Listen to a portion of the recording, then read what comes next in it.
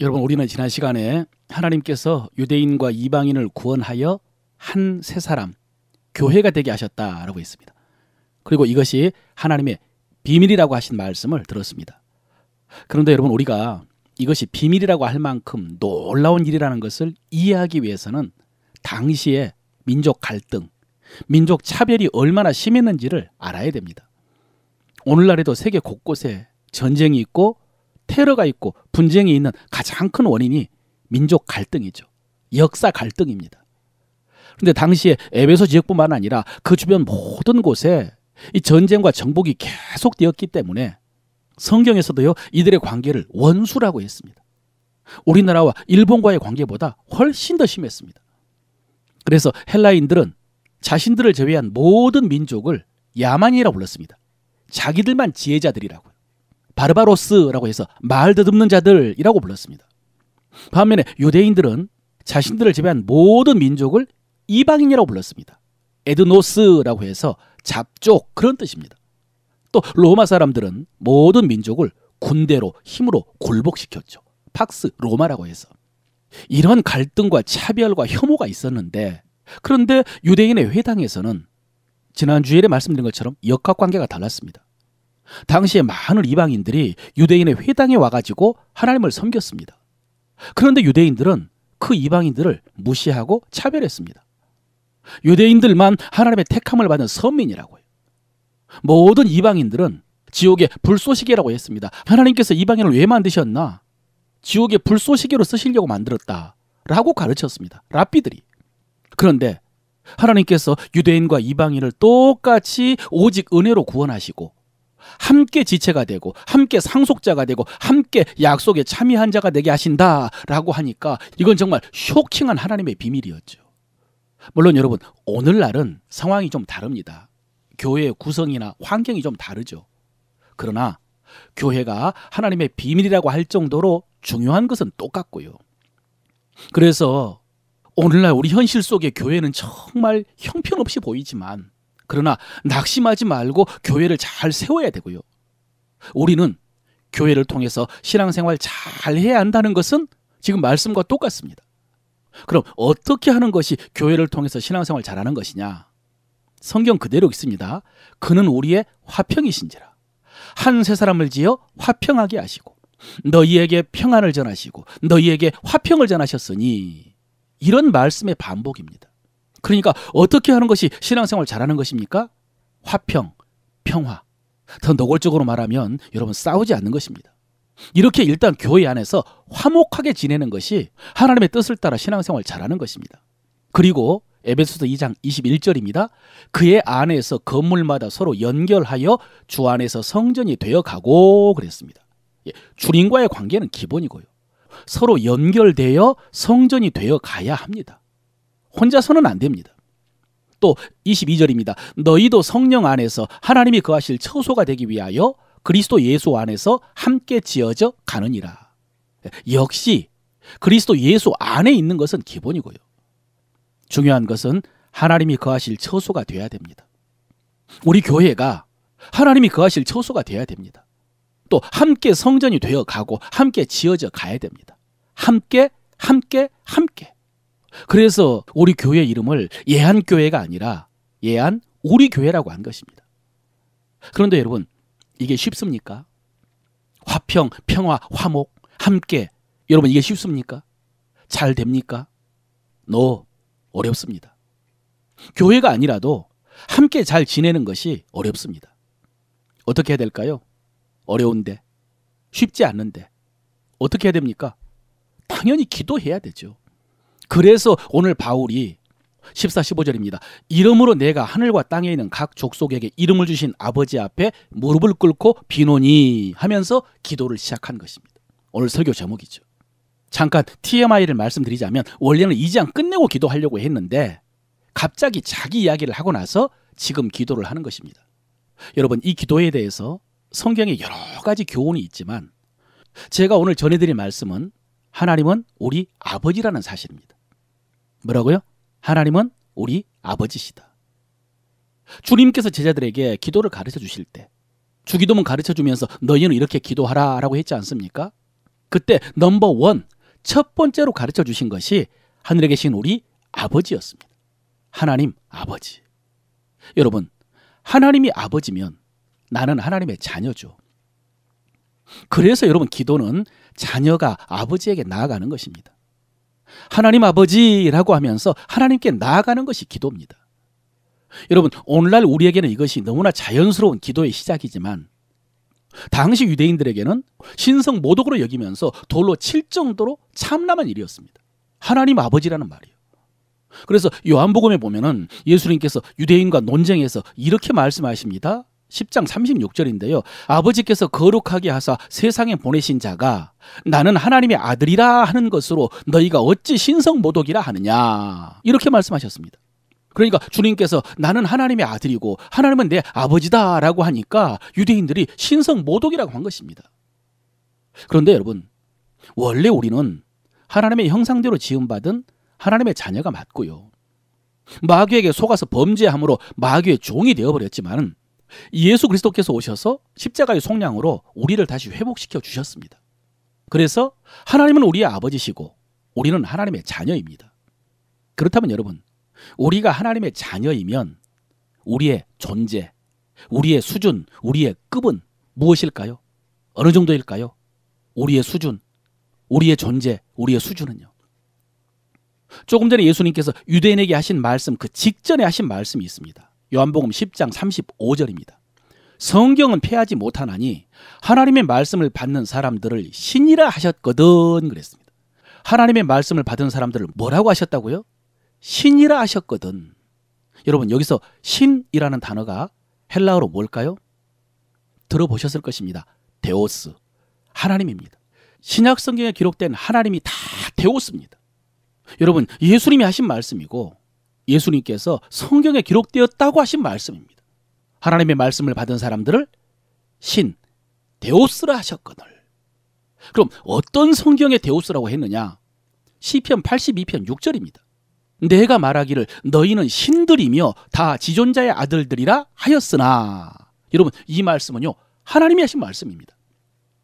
너희는 뭐라고요? 내가 말하기를 너희는 신들이며 그랬습니다. 하나님께서 우리에게 신들이라고 하신 것입니다.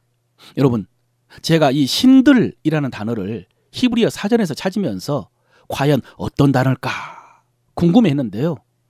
펼쳐보니 엘로힘이었습니다. 엘로힘. 태초에 하나님이 천지를 창조하시니라 그 엘로힘입니다. 여러분, 하나님이 말씀하십니다. 너희는 엘로힘이다. 내가 너희를 엘로힘이라 하였다. 여러분, 예수님이 말씀하십니다. 너희는 데오스다. 하나님께서 너희를 데오스라고 하셨다. 예수님이 말씀하십니다. 여러분, 엘로힘, 데오스 둘 다 하나님이라는 단어인데 우리가 차마 나는 하나님이다 라고 할 수 없기 때문에 이렇게 말합니다. 나는 신이다. 그런데 여러분, 이렇게 말할 수 있습니까? 차마 이 말도 못하겠죠. 그래서 이렇게 말합시다. 나는 신적인 존재다. 따라하십시오. 나는 신적인 존재다. 나는 하나님의 자녀다. 그러나 분명히 하나님께서 너희는 엘로힘이라고 했고 주님께서 너희는 데오스라고 했습니다. 그리고 그 모든 피조물 가운데서 이 신적 존재, 하나님의 자녀의 특권이 뭐냐? 오늘 본문 3장 12절입니다. 우리가 그 안에서 그를 믿음으로 말미암아 담대함과 확신을 가지고 하나님께 나아감을 얻느니라 그랬습니다. 담대함과 확신을 가지고 하나님께 나아감을 그랬거든요. 가까이 갈 수 있는 권리입니다. 가까이 갈 수 있는 권리를 얻었느니라 그랬습니다. 권리를 획득했다. 자격을 얻었다. 자격이 있다는 것입니다. 그러므로 여러분, 기도는 성도의 의무나 책임이나 지켜야 될 율법 계명이 아니고요. 하나님 자녀의 특권입니다. 하나님께 나아갈 수 있는 특권입니다. 그러므로 내가 기도해야 되는데 못했다. 이런 표현은 잘못된 표현입니다. 잘못 알고 있는 것입니다. 여러분, 기도는요, 해야 되는 것이 아닙니다. 의무가 아닙니다. 책임이 아닙니다. 계명도 아닙니다. 기도는 특권입니다. 기도는 약속입니다. 기도는 허락입니다.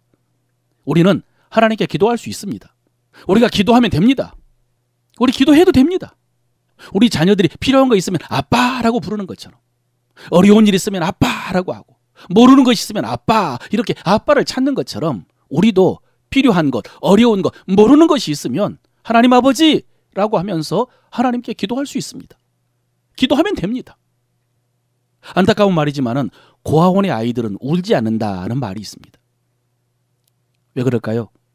울어도 아무도 도와주지 않으니까. 울어도 소용없다는 것을 알기 때문에 울지 않습니다.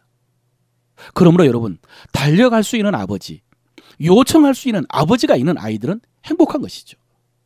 우리도 마찬가지입니다. 하나님께 기도할 수 있는 것은 행복입니다. 따라할까요? 기도는 특권입니다. 기도는 행복입니다. 그런데 여러분, 기도가 이렇게 의무가 아니고 특권인데, 그런데 왜 기도하지 않을까? 왜 기도하지 않을까요, 성도들이? 우리 중에 기도할 필요가 없어서 기도하지 않은 사람은 한 사람도 없을 것입니다. 부족한 게 없고 어려움이 없고 만사 형통해서 기도하지 않은 사람은 없을 것입니다. 다 부족한 게 있고 어려움이 있고 하나님의 은혜가 필요한데도 왜 기도하지 않을까요? 여기에는 다양한 원인과 여러 가지 이유가 있겠지만 가장 인간적인 솔직한 이유는 기도해도 소용이 없을 것 같아서, 그렇지 않습니까? 기도해도 응답이 금방 오지 않아서, 그렇지 않습니까? 그런데 여러분, 그런 생각이 여러분의 경험일 수 있고 또 선입견이나 오해일 수 있습니다. 우리가 사람에 대해서도 잘못된 선입견을 갖거나 오해를 하면 곤란해질 수가 있는데요, 하나님에 대해서도 잘못 알고 있으면 큰 손해입니다. 낭패가 될 수 있습니다. 우리가 잘 아는 달란트의 비유에서 한 달란트 받은 종, 그 종은 왜 한 달란트라는 그 어마어마한 돈, 3억 원 정도 된다고 하는데 땅에 묻어두었나? 주인이 와서 물었을 때 종이 이렇게 대답합니다.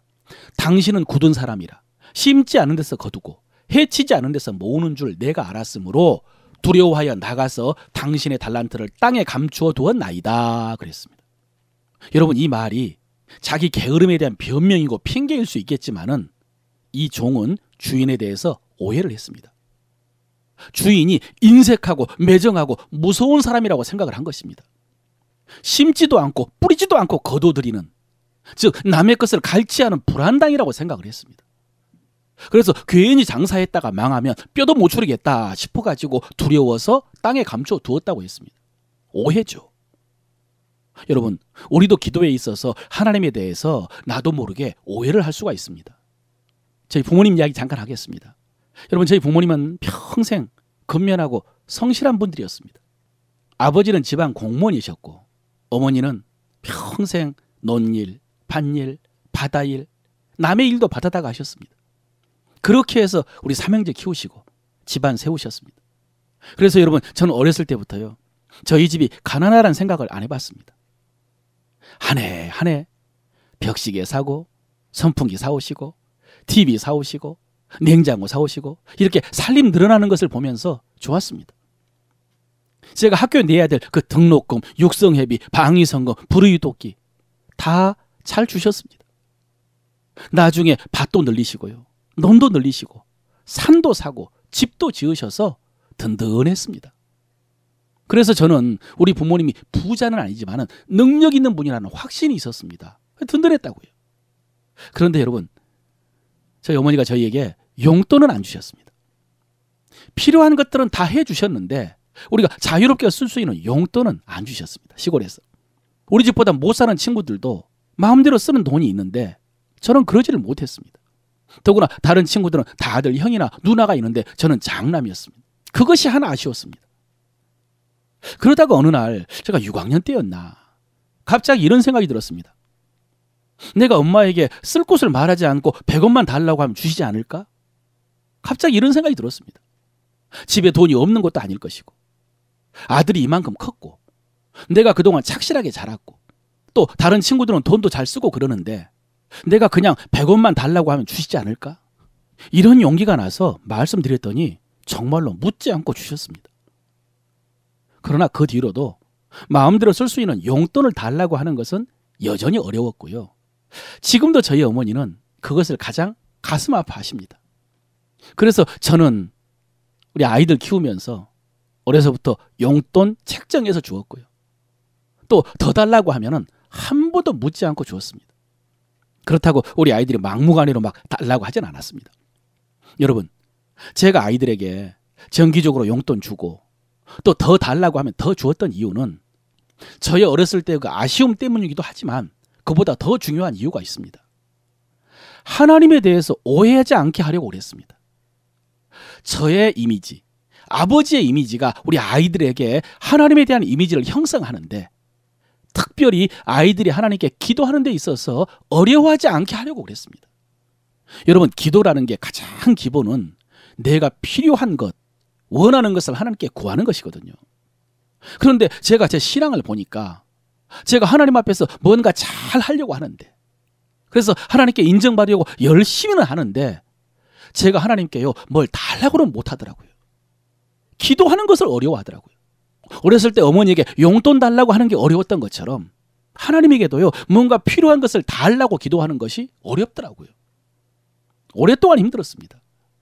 그래서 제 아이들에게는 인색하지 않은 아버지, 뭘 요구할 때 어렵지 않은 아버지, 이런 이미지를 심어주려고 하는 것은 하나님에게도 담대하게 나가게 하려고 그런 것입니다.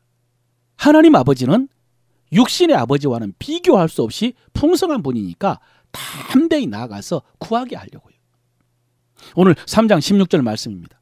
그의 영광의 풍성함을 따라 그의 성령으로 말미암아 너희 속사람을 능력으로 강건하게 하시오며 그랬습니다. 여러분, 이 말씀은 바울의 기도의 내용인데 다음 주에 살펴보려고 하고요. 그 전에 바울이 기도할 때 그가 확신하고 있는 것이 있습니다. 그게 뭐냐면 그의 영광의 풍성함을 따라 그랬습니다. 하나님이 풍성하다는 것입니다. 풍성하신 분이다. 원어적으로는요 플루토스라고 해가지고 부가 흘러 넘친다는 뜻입니다. 부유하시다는 거예요. 그러므로 여러분, 하나님에게는요 마음껏 구해도 됩니다. 우리 하나님은 풍성하신 분이기 때문입니다. 여러분, 요즘 젊은이들이 쓰는 신조어 중에 플렉스라는 말이 있는데요. 플렉스하다, 재력을 과시한다 뜻입니다. 신상이나 명품 같은 것들을 몸에 거치면서 자기가 그만한 능력이 있다는 것을 과시하는 것입니다. 그런데 그 플렉스에 대해서 예를 드는 것 가운데 한 가지가 뭐냐 하면 마트에 가서 가격 보지 않고 물건 사는 것입니다. 백화점에서 옷 사면서 가격 묻지 않고 사는 것입니다. 그런 것을 플렉스라고 생각을 합니다. 여러분, 그렇게 못하시죠? 몇 번이나 들었다 놨다 하시죠? 보면서 생각 많이 하시죠? 그런데 하나님께 기도할 때는 계산하지 말고 구하십시오. 재지 말고 기도하십시오. 하나님은 풍성하신 분이십니다. 그런데 왜 내 기도는 안 들어주시나? 풍성하신 하나님이 내가 구하는 것은 왜 안 주시나? 이런 생각할 수가 있습니다. 어떻습니까, 여러분?